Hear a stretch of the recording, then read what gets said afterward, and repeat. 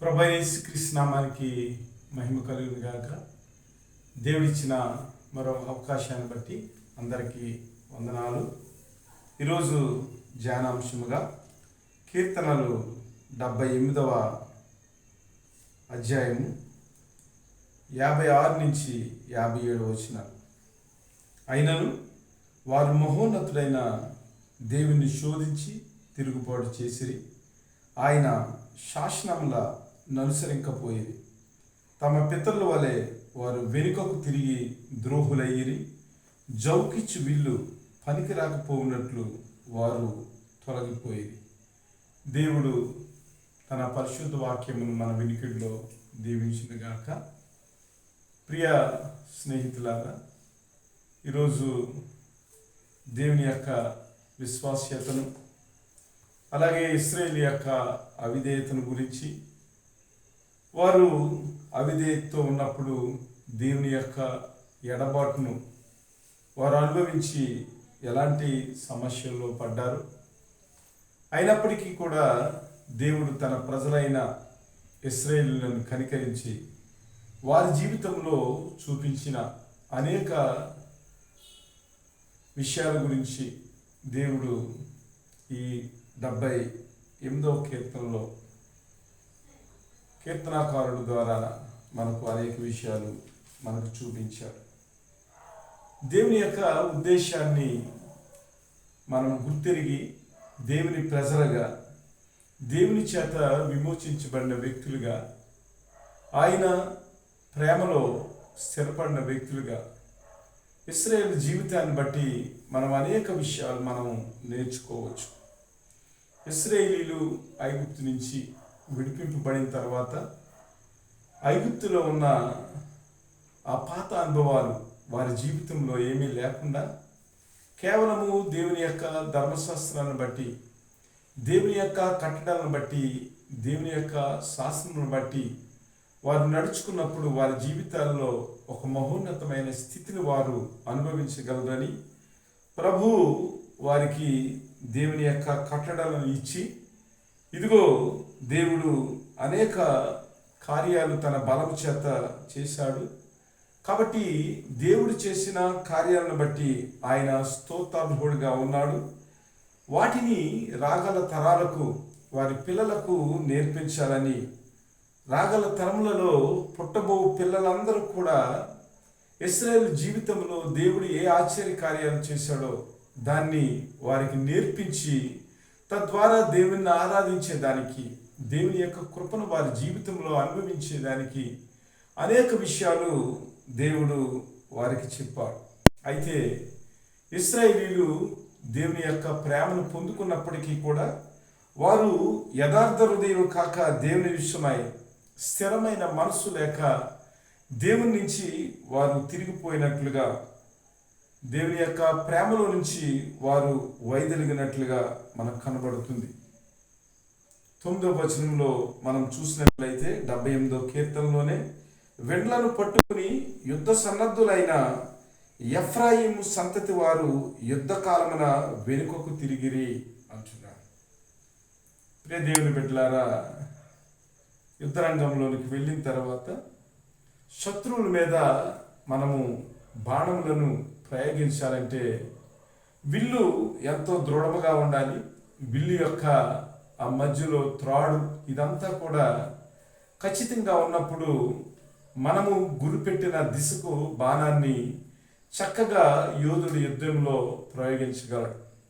అయితే దేవుని యొక్క ఆశ్చర్య కార్యాలను ప్రకటించడానికి, దేవుని యొక్క కృపను ఇశ్రాయేలు తరాల వారికి, భవిష్యత్ తరాల వారికి ప్రకటించవలసిన పరిస్థితుల్లో దేవుని బిడ్డలుగా ఉన్నవారు దేవుని యొక్క పరిచర్యలో, దేవుని యొక్క కార్యాలను అన్య జాతుల మధ్య ప్రకటించటానికి దేవుడు ఎన్నుకున్న ప్రజలు ఎలా ఉన్నారంటే, యుద్ధ కాలమున వారు వెండ్లను పట్టుకుని, విల్లును పట్టుకుని మరి యుద్ధ కాలంలో ప్రయోగించలేని పరిస్థితుల్లో, దేవుణ్ణి మహిమపరచలేని పరిస్థితుల్లో, దేవుని యొక్క కృపను లేదా దేవుని యొక్క ఆ యొక్క పౌరుషాన్ని ఇతరులకు తెలియచేయటంలో వీరు యుద్ధములో నుంచి వెనుకకు మళ్ళిన యోధుల వలె ఇశ్రాయేలు ప్రజలు కనబడుతున్నారు. అంతేకాకుండా దేవుని మీద తిరుగుబాటు చేసినట్లుగా, దేవుణ్ణి శోధించినట్లుగా, దేవుడు విస్తారమైన అనేక వనరులు వారి జీవితంలో ఆయన వసికినప్పటికీ కూడా వారు భోజనం విషయంలో లేదా పానం విషయంలో అనేక విషయాల్లో దేవుని శోధించి వారు దేవుని యొక్క మహిమను పొందలేని స్థితిలో వారు దేవుని యొక్క ప్రేమ నుంచి వారు ఎడబాటులోనికి వెళ్ళిపోయినట్లుగా మనం చూస్తున్నాం. వారు దేవదూతల ఆహారాన్ని భుజించినప్పటికీ కూడా దేవుని యొక్క ప్రేమలో ఉన్న ఆ మాధుర్యాన్ని ఎక్కువ కాలం వారు అనుభవించలేని స్థితిలోనికి వెళ్ళిపోయారు. అలాంటి పరిస్థితుల్లో దేవుని యొక్క కనికరం లేక, దేవుని యొక్క కృప లేక వారు దేవుణ్ణి ఆశ్రయించినప్పుడు, దేవుణ్ణి మొరపెట్టినప్పుడు, మహోన్నతుడైన యెహోవా దేవుణ్ణి వారు జ్ఞాపకం చేసుకున్నప్పుడు, మా విమోచకుడు, ఇశ్రాయేలీయుల యొక్క విమోచకుడని, ఇశ్రాయేలు యొక్క దుర్గమని, ఇశ్రాయేలు యొక్క కేడమని వారు జ్ఞాపకం చేసుకుని దేవుణ్ణి ప్రార్థించినప్పుడు దేవుడు మరలా అబ్రహాంతో చేసిన ఆ నిబంధనను జ్ఞాపకం చేసుకుని వారి ఎడల కనికరం చూపాడు. దేవుడు కనికరం చూపినప్పుడు వారు దేవుణ్ణి సంపూర్ణమైన హృదయంతో వారు ఏమాత్రము కూడా ఆరాధించకుండా ముఖస్తుతి చేసినట్లుగా, వారి నోటి మాటలతో ఆయనను ముఖస్తుతి చేసినట్లుగా, అలాగే వారు నాలుకలతో వారు బొంకినట్లుగా దేవుడు వారి మీద మరలా ఒక ఫిర్యాదు చేసే పరిస్థితిలోనికి వారు వెళ్ళిపోయారు. కాబట్టి దేవుని బిడ్డలారా, మనం శరీరులుగా ఉన్నామని ఇంతలో పుట్టి అంతలో మాయమైపోయే పరిస్థితుల్లో మన జీవితం ఉందని ప్రభువు కనికరించి, ఒక గాలి ఎలాగైతే విసిరిన తర్వాత మరలా వెనక్కి రాదో అలాంటి జీవితాలు కలిగి ఉన్న శరీరులమని ప్రభువు జ్ఞాపకం చేసుకుని అనునిత్యము కూడా మన జీవితంలో ఆయన వాత్సల్యతను, ఆయన ప్రేమను చూపిస్తున్నాడని మనం జ్ఞాపకం చేసుకోవాలి.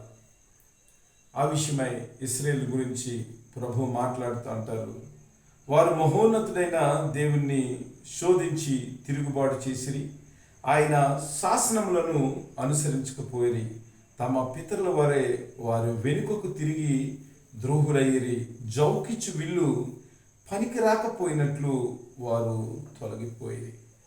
ప్రియ దేవుని బిడ్డలారా, మన జీవితాల్లో దేవుడు చేసిన కార్యాలను బట్టి, ఆయన ఇచ్చిన విమోచనను బట్టి, ఆయన ఇచ్చిన రక్షణ బట్టి మనము దేవునికి నమ్మకస్తులుగా మనం జీవించాలి. దేవుని యొక్క విశ్వాసతలో మనము కొనసాగాలి.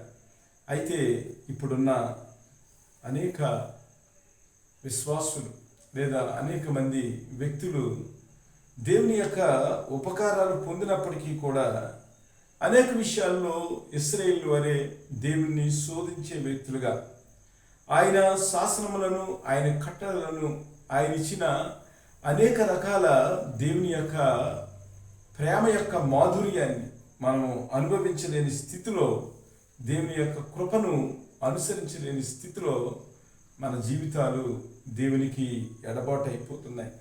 ఇశ్రాయేలు ఎలాగైతే తమ పితరుల వలె తిరుగుబాటు చేసి ద్రోహులయ్యారో అలాగే మన జీవితాలు కూడా అలాగా మనం దేవుని మీద తిరుగుబాటు చేసే పరిస్థితుల్లోనికి మనం ఉంటున్నామని గమనించాలి. ఎందుకంటే దేవుడిచ్చిన ఆజ్ఞలను, దేవుడిచ్చిన కట్టడలను మనము శిరసా వహించి ఆయన కృపలో కొనసాగే వ్యక్తులుగా ఉండాలి. అందు విషయమై దేవుడు మాట్లాడుతూ అంటున్నాడు, జౌకిచ్చు విల్లు పనికిరాకపోయినట్లు వారు తొలగిపోయేది. నిజంగా యుద్ధ వీరుని చేతిలో బాణం ప్రయోగింపబడాలంటే, యుద్ధ వీరుడికి జయం కలగాలంటే విల్లు చాలా బాగా పనిచేయాలి. యుద్ధంలోకి వెళ్ళిన తర్వాత ఆ విల్లు మోసగించినట్లయితే, ఆ విల్లు జౌకిచ్చినట్లయితే, అనగా బ్రేక్ అయినట్లయితే యుద్ధం చేసే సూర్యుడికి గురి తప్పుతుంది, అంతేకాకుండా ఎంతో నష్టము వస్తుంది. కాబట్టి మన జీవితాలలో ప్రభువు ఏమై ఉన్నాడు, ఆయన మనల్ని ఎందుకు పిలిచాడు, ఆయన తన ప్రేమను మన జీవితాల్లో ఎందుకు కలువరి శిలువలో ఆయన వలకపోచాడు, ఎందుకు మనల్ని విమోచించాడు, ఎందుకు మనల్ని నీతిమంతుడిగా ఆయన తీర్చాడు, ఆయన ప్రజలుగా ఆయన ఎందుకు ఎన్నుకున్నాడో ప్రతి విషయాన్ని కూడా మనము జాగ్రత్తగా పరిశీలన చేసి దేవుని యొక్క చేతిలో ఒక బలమైన విల్లులాగా దేవుని యొక్క బాణములను సాతాను మీద ప్రయోగించడానికి మరి దృఢమైన విల్లులాగా మన జీవితాలు ఉండాలని ప్రభు జ్ఞాపకం చేస్తున్నాడు.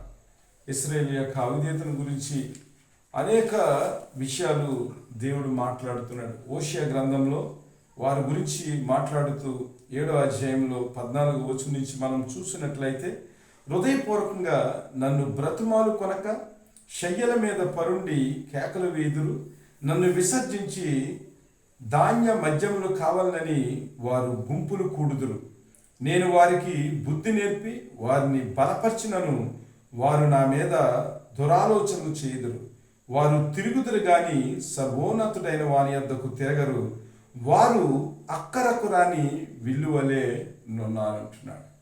దేవుడు బలపరిచినప్పటికీ, దేవుడు తన యొక్క ప్రేమను చూపినప్పటికీ కూడా ఇశ్రాయేలు యొక్క జీవితాన్ని గురించి మనం ఆలోచన చేసినప్పుడు వారు ఈ లోకంలో తిరుగుతున్నారు కానీ సర్వోన్నతుడైన దేవుని వైపు వారు తిరగలేకపోతున్నారు.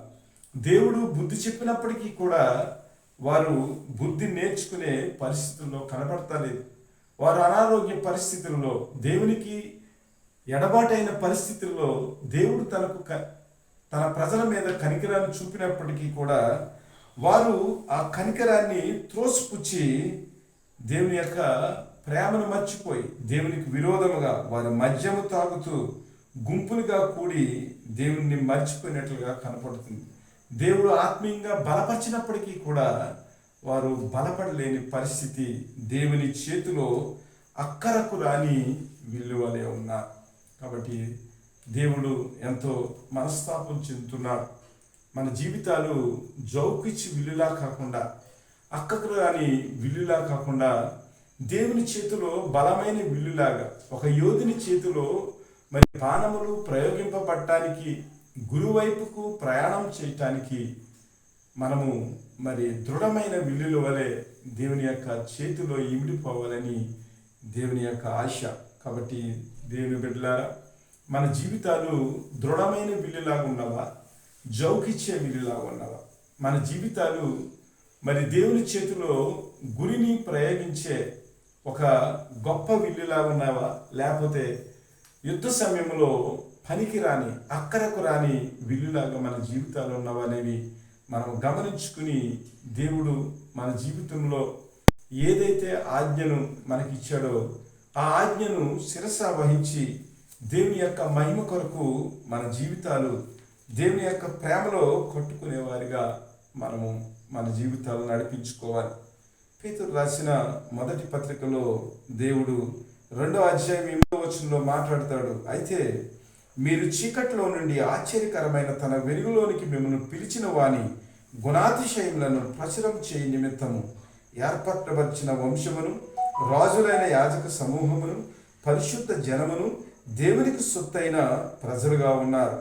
ఒకప్పుడు ప్రజగా ఉండక ఇప్పుడు దేవునికి ప్రజలైతిరి. ఒకప్పుడు కనికరింపబడక ఇప్పుడు కనికరింపబడేవారైతిరి. కాబట్టి దేవుని బిడ్డలారా, దేవుడు మనల్ని ఎందుకు విమోచించాడు, ఎందుకు తన ఆశ్చర్యకరమైన వెలుగులోనికి పిలిచాడు, పాప జీవితం నుంచి, చీకటి జీవితం నుంచి ప్రభువు మనల్ని నీతిమంతులుగా ఎందుకు ఎన్నుకున్నాడు, ఎందుకు తీర్చిదిద్దాడని మనము జ్ఞాపకం చేసుకుని ఆయన యొక్క నామాన్ని ప్రచురించేవారిగా, ఆయన ప్రేమను తరతరాలకు మనం పరిచయం చేసేవారిగా, ఆయన కట్టడలను, ఆయన విధులను, ఆయన కృపను భవిష్యత్తు తరాలకు మనము అందించేవారిగా ఉండాలనేది దేవుని యొక్క ఉద్దేశం. శిష్యుల గురించి ఆయన మాట్లాడుతూ, ఆయన ఆరోహణమైపోతూ శిష్యులకు ఫలభరితమైన మరి విల్లు వలె ఉండాలని, దృఢమైన విల్లు వలె ఉండాలని దేవుడు వారికి కొన్ని ఆజ్ఞలు ఇచ్చాడు. దాని గురించి మనం ఆలోచన చేసినట్లయితే ప్రభు సకల సృష్టికి వెళ్ళి సువార్తను ప్రకటించాలని, అనేక మందిని శిష్యులుగా చేయాలని దేవుడు శిష్యులకు ఆజ్ఞ ఇచ్చాడు. కాబట్టి దేవుని యొక్క చేతిలో సాతాను యొక్క పన్నాగాలను మనం విచ్ఛిన్నం చేసే, మన ద్వారా అనేక ఆత్మలు సాతాను యొక్క పన్నాగాలను విచ్ఛిన్నం చేసే ప్రార్థనాపరులుగా, దేవుని శిష్యులుగా, దేవుని యొక్క సువార్తను అనేక మందికి పంచిపెట్టే వ్యక్తులుగా మన జీవితాల్లో ఉండాలని, ఆయన చేతిలో జౌకిచ్చు విల్లులా కాకుండా, అక్కరకు రాని విల్లులా కాకుండా, దేవుని చేతిలో బలమైన విల్లులాగా బాణములు ప్రయోగింపబడి శత్రువుల యొక్క స్థావరాలను మనం చిన్నాభిన్నం చేసే ఒక గొప్ప యోధులుగా ఉండాలని దేవుని యొక్క ఉద్దేశం. కాబట్టి దేవుని బిడ్డలారా, దేవుడిచ్చిన ప్రేమను, దేవుడు మన ఎడల చూపించిన విశ్వాస్యతను, దేవుని యొక్క కనికరాన్ని మనం మర్చిపోకుండా దేవుని చేతిలో బలమైన విల్లులాగా ఉండాలని, దేవుని చేత ప్రయోగింపబడే ఒక గొప్ప విల్లులాగా మన జీవితాల్లో ఉండాలని దేవుడు అట్రీతిగా మనల్ని కట్టి తన ప్రేమలో ఉన్న మాధుర్యాన్ని మనం నిత్యత్వంలో అనుభవించే కృప దేవుడు మనకు దయచేయాలని ఈ మాటలు మన వినికిడిలో దేవుడు దీవించునుగాక. వందనాలు.